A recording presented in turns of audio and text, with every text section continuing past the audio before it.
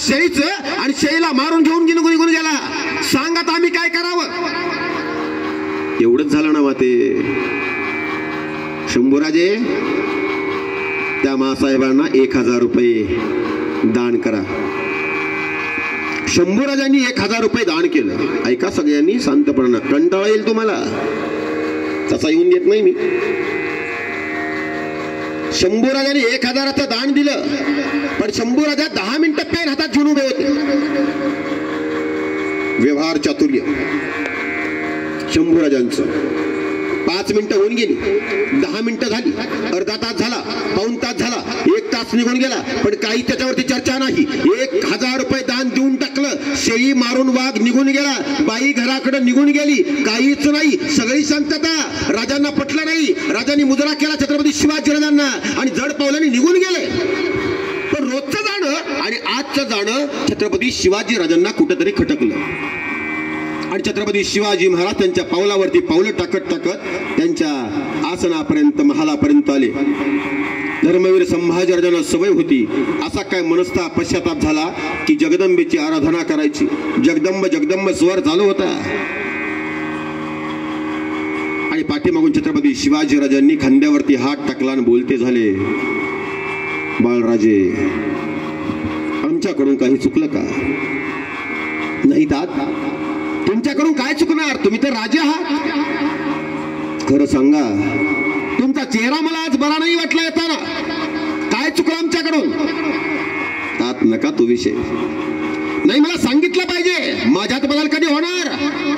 जर माझ्याकडून चूक झाली असेल तर मला सांगा. याला म्हणावा राजा. आमच्यातला पुढारी बी आमचं ऐकत नाही. चूक तर चूक, हा, पण सांगायचं नाही आम्हाला. छत्रपती शिवाजी राजांना धर्मवीर संभाजी राजा बोलते झाले, हो राज, मला एक गोष्ट पटली नाही म्हणून मी ताडकन निघून आलो. कोणती गोष्ट पटली नाही? तुम्ही त्या बाईला 1000 रुपये दान दिलं. हा, दिलं पाहिजे. माझी प्रजा आहे, माझ्या प्रजेला मीच सांभाळलं पाहिजे, हे शास्त्र सांगतं. माझं बरोबर आहे, पण लक्षात घ्या, आपले 1000 रुपये निघून गेले. हो,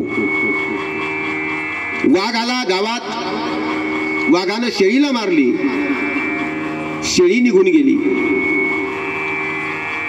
उद्या तोच वाघ गावात येणार, 2 शेळ्या मारणार.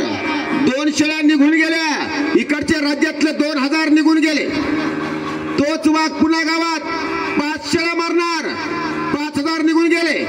तोच वाघ सोकवणार, पुन्हा गावात येणार, 10 शेळ्या मारणार, 10000 निघून गेले.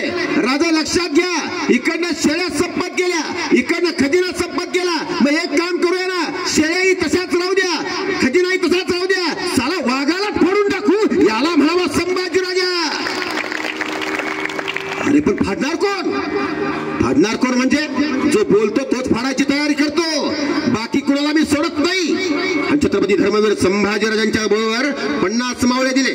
सांगितलं, जा. राजा निघाला, बाळराजे वाघ फाडायला. राजांनी मागं बघितलं, 50 मावळे सोबत. राजांनी पाठीमागच्या सांगितलं, अरे काय माझी इज्जत काढता की काय? 48 जण पाठीमागा जा, माझ्यासोबत फक्त 2 जण या. का 2 जण एवढ्यासाठीच यायचं?